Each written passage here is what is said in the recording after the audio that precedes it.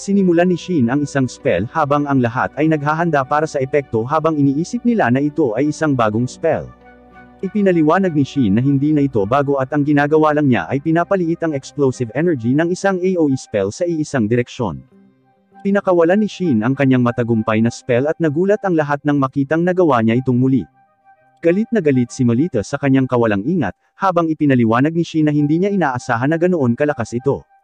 Si Aug pagkatapos ay hiniling kay Shin na ibalik siya sa kaharian upang makakuha siya ng updated na impormasyon sa sitwasyon sa imperyo. Pagdating nila, sinalubong sila ng isang babae na nagngangalang Ellie, at nagulat si Shin nang marinig na siya ang fiancé ni Aug. Galit na galit si Ellie na iniwan ni Aug ang kanyang nakababatang kapatid na si Mei, na nagagalit na pumunta siya sa camp nang wala siya. Ipinakilala ni Mei ang kanyang sarili kay Shin, at ipinaliwanag na siya ay isang malaking tagahanga ng guro, si Melita. Ipinaliwanag ng dalawang babae na gusto nilang pumunta sa camp, ngunit tumanggi si Aug dahil seryoso ang kampo at hindi lugar para sa kasayahan at laro. Gayunpaman, inutusan ng hari si Aug na kunin sila para matuto sila mula kina Melita at Merlin, at sinabi niya na kung paano gagawing ligtas ito dahil sa gate ni Shin. Ang apat ay dumating kaagad pagkatapos, ngunit pinaalalahanan ni Aug ang mga batang babae na huwag masyadong mag-abala. Ipinaliwanag ni Ellie na nandyan lang talaga siya para ilayo ang mga peste kay Aug, ngunit nagulat si Shin na marinig na ang pinaka-pinagseselos niya ay kung paano masyadong bukang bibig ni Aug si Shin. Sinabi ni Aug na si Shin ay mayroon ng isang babae, at sinabi kay Shin na sa wakas ay linawin ang mga bagay kay Cecilian. Ipinaliwanag ni Shin na hindi siya sigurado sa nararamdaman ni Cecilian, ngunit sinabi sa kanila ni Aug na kailangan niyang maging mas matapang. Ipinakilala ng mga bagong babae ang kanilang mga sarili kay Melita at halos hindi na napigilan ang excitement habang hawak niya ang kanyang kamay. Tawang-tawa ang iba sa ekspresyon ni Shin nang ipaalala ni Melita kung paano niya hinahawakan ang kamay niya noon. Si Cecilian ay hindi tumawa, na nagpapaliwanag na ang kanilang mga anak ay magiging kaibig-ibig, at masaya niyang hahawakan ang kanilang mga kamay. Nahihiya siya sa sarili niyang pahayag, ngunit sa wakas ay napagtanto ni Shin na interesado siya sa kanya, at hindi makapaniwala si Aug na ngayon lang niya ito napansin. Sinalubong siya ni Shin sa lalong madaling panahon at iniisip ng dalawa kung kailan sila unang nagkita. Nagpalitan sila ng mga papuri sa isa't isa at sa wakas ay nakakuha si Shin ng lakas ng loob na ihayag na mahal niya si Cecilian. Ipinaliwanag niya na palagi niyang iniisip na mabait lang si Shin sa kanya, ngunit mahal din niya ito. Ang kanilang matamis na sandali ay nag-ambala gayunpaman, nang maging halata na ang lahat ay nakikinig sa kanila. Ibinunyag ni Shin sa lahat na nagde-date na ang dalawa, at ipinaalala ni Aug kay Shin na nasa kalagitnaan pa rin sila ng training camp. Ayaw niyang magambala si Shin sa kanyang relasyon, ngunit ipinunto ni Shin kung paanong si Aug ang nagtulak sa kanila na magpatuloy sa lahat. Kinabukasan, gusto ni Shin na gumawa sila ng ilang espesyal na pagsasanay, at ibinunyag na maglalaro sila ng volleyball. Ang tanging panuntunan ay ang magic ay maaari lamang gamitin sa bola mismo, ang laro ay ginawang medyo matindi sa pamamagitan ng pagdaragdag ng magic, at si Merlin ay nagbibigay sa kanya ng mga tip kung paano magsanay ng maayos habang naglalaro. Noong gabing iyon, tinalakay ng grupo kung paano nakilala ni Aug ang kanyang nobya, at ikinalungkot ni Maria kung paano pa siya makakahanap ng sarili niyang pag-ibig. Dapat silang magtago habang papalapit si Melita, ngunit kalaunan ay natagpuan at pinagalitan si Shin. Kinaumagahan, niyaya ni Shin si Cecilian na sabay silang mag-almusal, ngunit ibinunyag niya na mayroon siyang pabor na kailangan muna. Dumating sila sa kanyang tahanan bago pumasok sa trabaho ang kanyang ama, at napagtanto ni Shin na gusto niyang ipahayag ang relasyon sa kanyang mga magulang. Sa loob, nagulat ang kanyang mga magulang nang makitang umalis sila sa pagsasanay upang puntahan sila, at napagpasyahan na ang nais nilang sabihin ay dapat na napakahalaga. Nagulat sila nang marinig si Shin na humihingi ng kanilang pag-aproba. Gayunpaman, si Shin ang nasorpresa nang ang ama ni Cecilian ay lumundag sa tuwa dahil siya ay isang malaking tagahanga ni Shin. Pinakalma siya ng ina ni Cecilian, at ipinaliwanag kay Shin na ang isang maharlika na pamilya na tulad nila ay nangangailangan na ang kanilang anak na babae ay dapat na ma-engage sa taong kanyang kasintahan. Sa mga seryosong tingin, nilinaw ni Shin na handa siyang gawin ito, at tinanggap niya ang kondisyon ng walang pag-aalinlangan. Bumalik sa pagsasanay, namangha si Ellie sa napakalakas na magic na ipinakita, at nagulat nang marinig na nagwo-warm up pa lang sila. Tinanong ni Merlin kung gusto nilang subukan, at ginagawa ni Mei, ngunit inihayag ni Ellie na wala siyang kakayahan sa magic. Pagkatapos ay pinahanga ni Mei si Merlin sa kanyang mahiwagang kapangyarihan dahil napakabata niya, at binibigyang inspirasyon ng iba na magsikap pa, ngunit pagkatapos ay lumampas ng kaunti. Ang iba ay tumatangging malampasan ng batang May, habang nagtatago siya sa likod ni Shin, at nagtataka si Aug kung bakit hindi siya nagtago sa likod niya, ang kanyang kuya. Sa imperyo, ipinaalam kay Strom na matagumpay na umaatake ang kanyang hukbo sa mga caravan, na nagdulot ng mga lungsod sa buong imperyo na magdusa ng kakulangan sa pagkain. Dahil dito, dumarami ang content na ito araw-araw kaya nagpasya si Strom na sa wakas ay oras na para sumulong sa kanyang plano. Bumalik sa pagsasanay, muling nag-cover ang grupo sa takot sa likod ng kanilang mga barrier, habang si Shin ay patuloy na sumusubok ng bagong magic, dinodoble ng grupo ang barrier dahil sa lumalalang takot, ngunit kinumbinsi sila ni Shin na ang kanyang susunod na spell ay hindi attack spell. Lahat sila ay namanghanang gumamit siya ng mahika para magpalutang ng bato, at talagang ginugulat ang mga ito nang sinimulan niyang palutangin ang kanyang sarili. Ang paglalapat ng kaunting wind magic ay nagpapahintulot sa kanya na lumipad sa paligid, at ang lahat ay umaasa na isang araw ay matutunan ito mula sa kanya. Nang gabing iyon, isiniwalat ni Shin kina Melita at Merlin na sila ni Cecilian ay engaged na. Inasahan nila na mangyayari ito sa isang punto ngunit ngayon ay gusto ni Melita na makipagkita sa mga magulang ni Cecilian. Ang usapin ay apurahan habang ipinapaliwanag ni Merlin sa kanila na hindi talaga niya apo si Shin. Ipinapalagay nila na ang kanilang pag-aproba sa engagement ay dahil sa katotohanan na si Shin ay may kaugnayan sa dugo kay Merlin, at nais nilang linawin na hindi siya yon. Ang ama ni Cecilian ay nagpahayag ng labis na pagkabigo, na naiintindihan ng lahat, ngunit ginugulat niya ang lahat sa pamamagitan ng pagbubunyag na hindi ito ang iniisip nila. Ipinaliwanag niya na ang kanilang desisyon ay walang kinalaman sa kaugnayan ni Shin kay Merlin, at lahat ng bagay ay sa kung paano pinahahalagahan ni Shin si Cecilian ng higit sa lahat. Nangako si Shin na protektahan si Cecilian sa lahat ng kanyang kapangyarihan, at ang kanyang mga magulang ay nagpahayag ng kanilang pasasalamat. Makalipas ang ilang sandali, binibigyan ni Shin ang lahat ng mga na-upgrade na uniforme na may mas mataas na depensa, at maging ang kontrol sa temperatura. Ipinaliwanag niya na hindi niya sila binigyan ng rocket boots tulad ng mayroon siya, dahil napakahirap itong kontrolin. Ipinapalagay nilang lahat na ang mga uniforme na may mas mataas na depensa ay nangangahulugan na ang pagsasanay ay magiging lubhang nakakapagod mula ngayon, at kinumpirma ito ni Shin sa pamamagitan ng pagbubunyag na sila ay magsasagawa ng pagsasanay sa labanan-laban sa isang catastrophic class na halimaw. Natatakot ang lahat, ngunit tinitiyak ni Shin na handa sila, lalo na gamit ang maximum defensive gear. Na-disappoint si May nang makitang aalis sila nang di sila kasama, ngunit ipinaliwanag ni Aug na magiging masyadong mapanganib ito, at binigyan siya ni Shin ng isang mahiwagang kagamitan sa komunikasyon. Nagsimula ang araw ng pagsasanay, habang na-detect ni Cecilian ang catastrophic class beast. Ipinaliwanag ni Shin kung paanong may mas malakas na kapangyarihan ang mga demonyong leon kaysa sa demonyong tigre, ngunit mas mabagal ang paggalaw. At napagtanto ni Cecilian na nangangahulugan ito na dapat silang gumamit ng mga pangmalayuang pag-atake.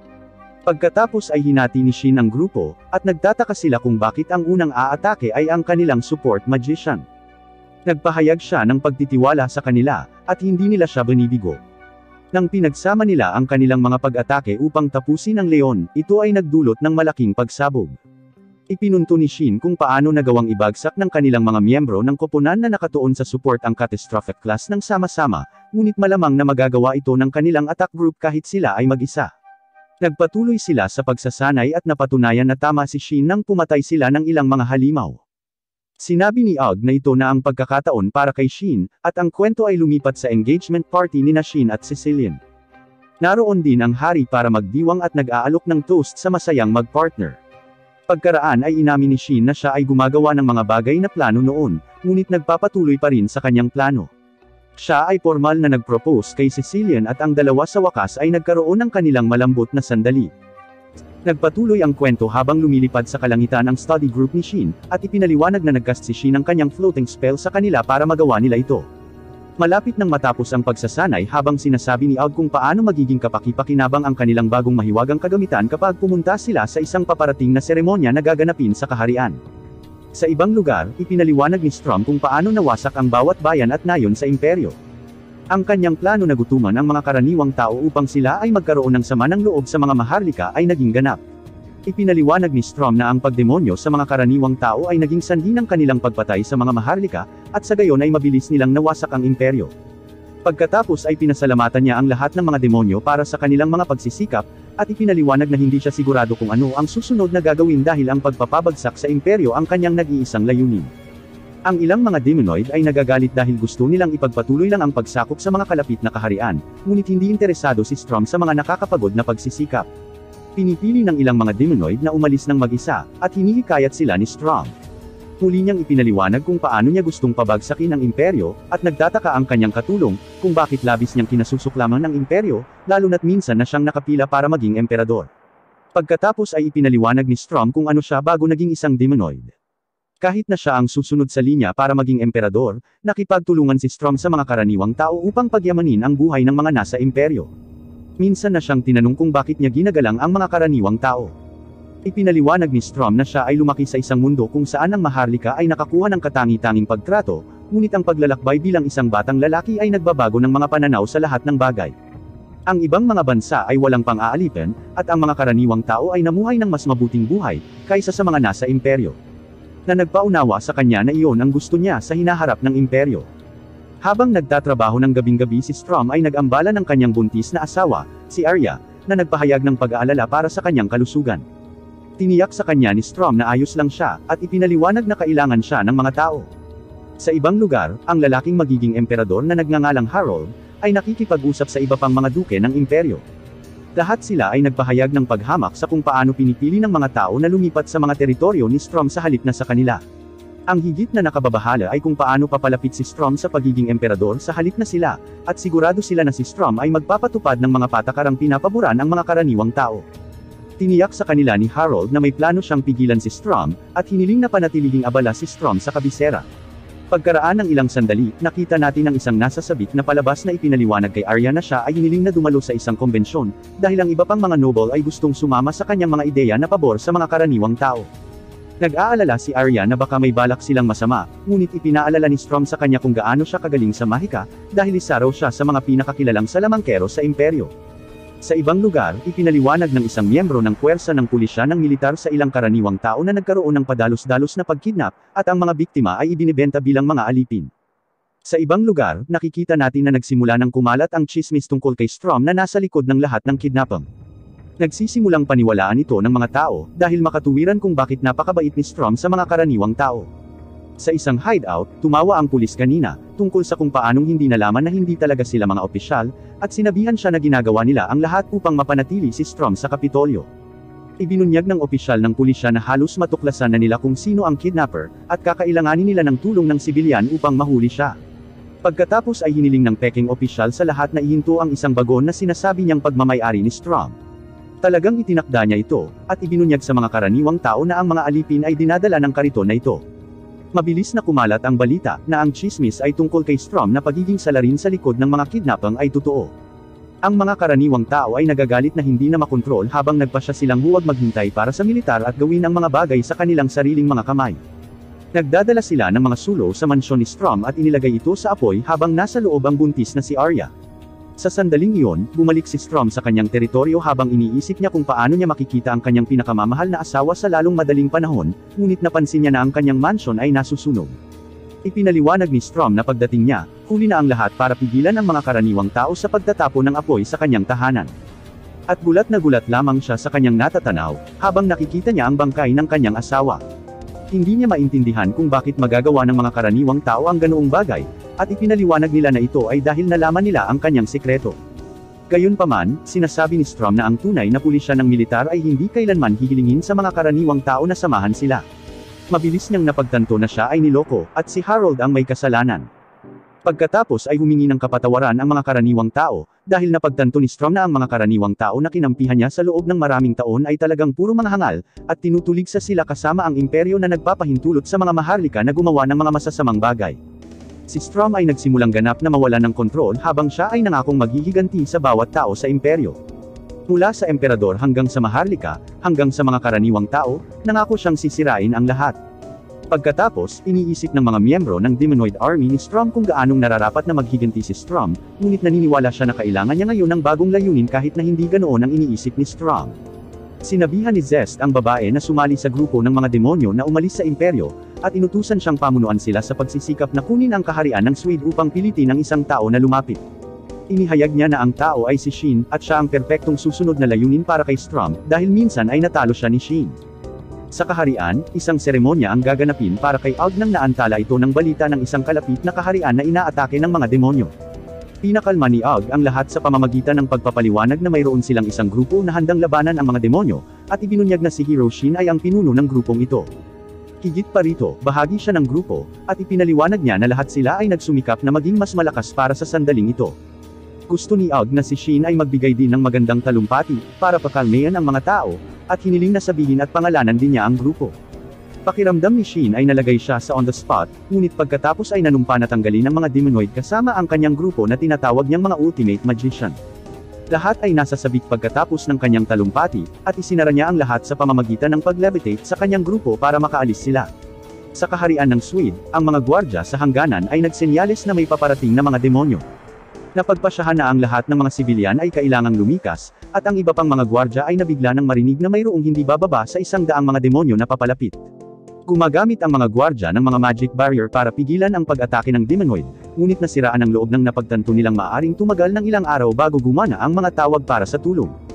Ang swerte nila, nakita natin na mabilis na lumalapit ang grupo ni Shin habang pinagtatawanan nila ang pangalan na nabuo ni Shin. Ipinagtanggol ni Shin ang kanyang sarili sa pamamagitan ng pagsabi kung gaano kalaki ang pressure sa kanya nang malapit na silang makarating sa kaharian. Kinakabahan si Maria na sa wakas ay kaharap na ang mga demonyo, ngunit tiniyak niya sa kanya na hindi sila mas malakas kaysa sa kanila. Inutusan ni Shin si Cecilia na tumuon sa pagpapagaling sa mga nasugatan, at sinabihan ng iba na magpares para labanan ang mga demonoid. Nakikita nilang masama ang kalagayan ng kaharian habang papalapit sila. Nakikita natin na ang mga sibilyan ay pinahihirapan, ngunit dumating si Shin sa tamang oras upang iligtas ang isang mag-ina. Ang demonoid ay iniinsulto na ang isang tao lamang ay mag-iisip na maaari nilang talunin ang isang demonoid, ngunit ang isang masindak na Shin ay nagpabagsak sa kanya. Pagkatapos, gumawa ng talumpati si Aug sa lahat, at ipinaliwanag na dapat wag mangamba ang lahat dahil natipon nila ang koponan na may sapat na lakas upang ipagtanggol sila. Higit pa rito, binabalaan niya ang mga demonoid na sumuko na ngayon, dahil nasa kanilang grupo ang bayani na tumalo sa mga demonoid na nagngangalang Shin sa kanilang panig. Pagkatapos ay sinabihan ni Shin si Cecilia na suriin ang mga nasugatan habang hinihiling niya na mag-ingat siya, at nakita natin na ang isang demonoid ay nanunood sa kanila.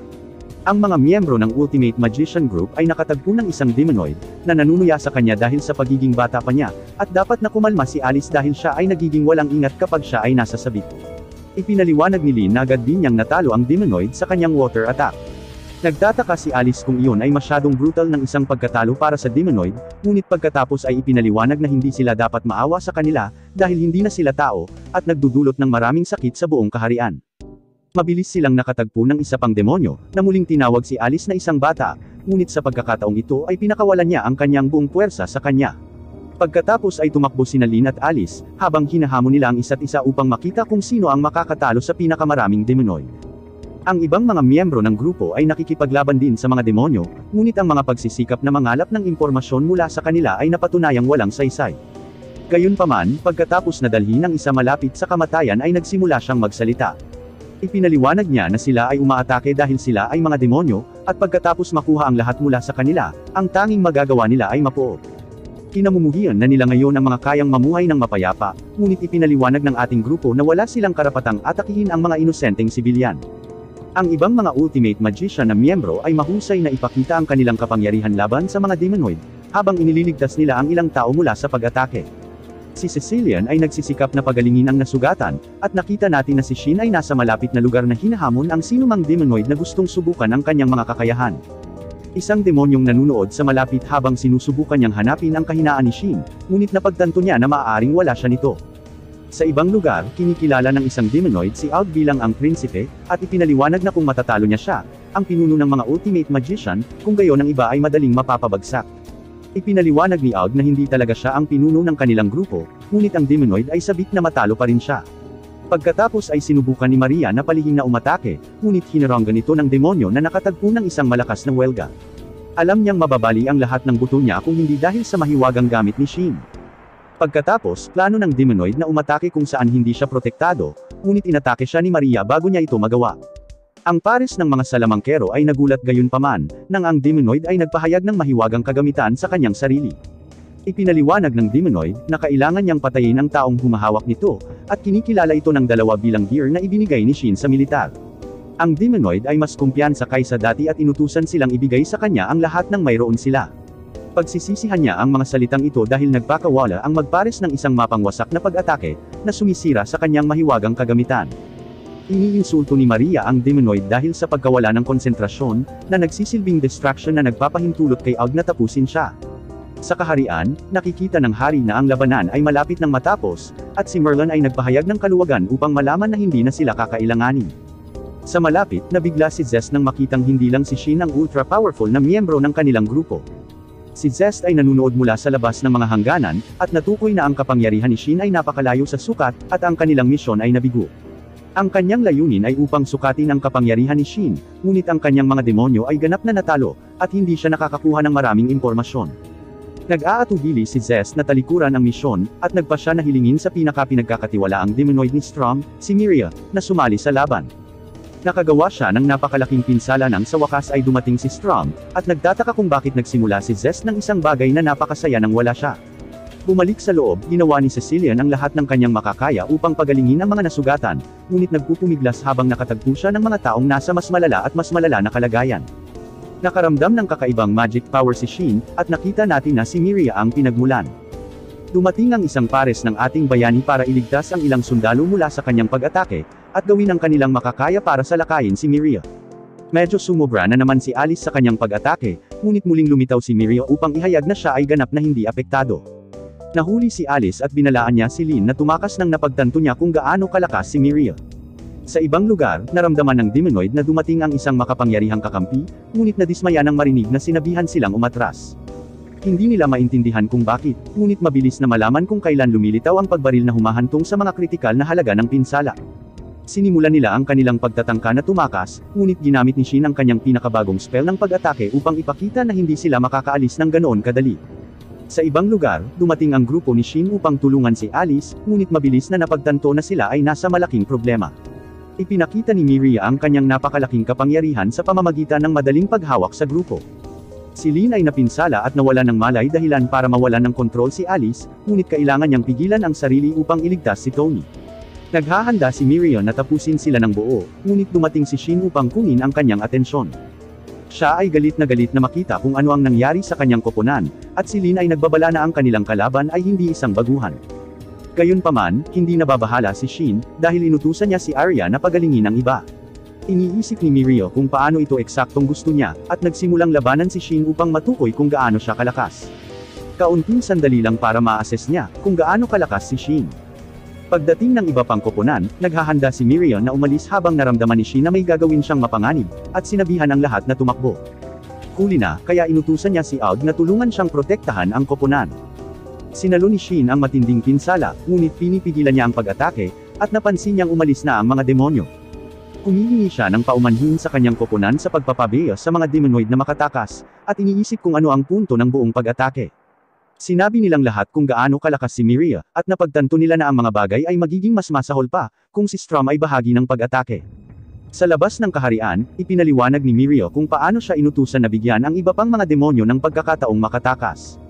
Nagmamasid si Strom mula sa itaas, ang mga nabigo ay tumatakbo sa kanilang mga buntot sa pagitan ng kanilang mga binti.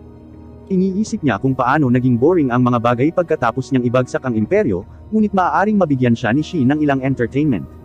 Sa loob ng kaharian, pumunta si Shin upang tingnan si Cecilian, at inutusan ang iba na tumulong sa pagpapagaling ng mga sugatan. Sa karagdagang gusali, si Cecilian ay nagpupumilit na iligtas ang isang tao, at kalaunan ay nabigo itong gawin. Tulad ng dapat niyang ipaliwanag sa asawa ng lalaki, ang healing magic na iyon ay hindi makapagpapagaling ng lahat. Hindi siya handang sumuko dahil gusto niyang subukang ibigay sa kanya ang kanyang gamit para tumulong. Dumating si Shin upang ipaliwanag na hindi ito gag-ana, ngunit sa halip ay tutulungan niya ang lalaki. Iniisip niya kung gaano kahanga-hanga ang pagpapagaling ni Cecilian habang ang lalaki ay kahit papaano ay buhay pa. Nakatuon si Shin sa mga masalimuot ng pagpapagaling, habang pinapanood ni Og ang isang pagkamangha sa malapit, at nagtatanong kung gaano kalakas si Shin. Matagumpay na napagaling ni Shin ang lalaki, at nagalit si Cecilian dahil hindi siya maihahambing kay Shin, at palaging umaasa sa kanya. Sinabi ni Shin kung paano nabuhay ang lalaki nang dahil sa kanya, at ipinakita sa kanya ang lahat ng mga tao na nagawa niyang tulungan ng mag-isa. Pagkatapos, tinanggap ng grupo ang papuri mula sa hari ng kaharian na kanilang iniligtas, ngunit nagpahayag ng ilang pag-aalala. Noong una ay inakala ni Og na ang pag-atake ay sinadya upang maging isang diversion, ngunit napagtanto na hindi ito ang kaso dahil walang nangyari kahit saan. Higit pa rito, si Shin ay isang malinaw na banta kay Strom at mahirap para kay Og na maniwala na hindi mahuhulaan ni Strom ang intervention ni Shin sa pag-atake ng kaharian. Hindi sigurado si August sa mga intensyon ni Strom, at hiniling sa hari na bumuo ng isang alyansa sa pagitan ng kanilang mga bansa. Nagulat ang lahat nang marinig ito, ngunit naiintindihan ng hari ang kasalukuyang panganib, at nag-aalok na mahigpit na isaalang-alang ang alyansa. Pagkatapos, gusto ni Shin na ginamit niya ang gate para iligtas ang kaharian ng mas maaga, ngunit ang iba ay nagpapaalala sa kanya na maaari lamang niyang gamitin ang mga gate sa mga lugar na napuntahan na niya. Dahil dito, napagtanto ni Shin ang isang bagay na naiisip rin ni Og, at nagpa siya ang dalawa na kailangan nilang iligtas ang mundo ng magkasama. Ang grupo ay bumalik sa kanilang sariling kaharian upang makatanggap ng papuri sa pagtulak sa mga demonyo. Ipinaliwanag ni Og ang pakikipag-alyansa sa kanyang ama, at tinanong ang hari kung maaari siyang maglingkod bilang isang negosyador sa ibang mga bansa. Tuwang-tuwa ang hari sa kanyang anak, at pumayag siyang gawin iyon. Nang maglaon, ipinaliwanag ni Shin kung ano ang nararamdaman niyang dapat niyang gawin kina Merlin at Melita, at pareho silang sumang-ayon na dapat pumunta si Shin sa kanyang paglalakbay upang iligtas ang mundo. Ang fiancé ni Og at ang kanyang kapatid na si Mei ay pinahihintulutan na sumali sa kanila, at ang Ultimate Magician Team ay handang umalis para sa kanilang adventure. Sa Empire, pinaalalahanan ni Strom ang kanyang mga pinuno ng hukbo, na binalaan niya sila tungkol sa paglaban kay Shin, ngunit ipinahayag na talagang naaaliw siya sa pag-atake. Iniisip ni Zest kung talagang magpapasalamat ba siya o hindi kay Shin, sa pagbibigay ng bagong layunin sa kanilang master. Tinanong ni Strom si Mirio tungkol sa kanilang iba pang formal na negosyo, at sinabi niya na bibigyan niya siya ng ulat mamaya habang hinihipo niya ang kanyang tiyan.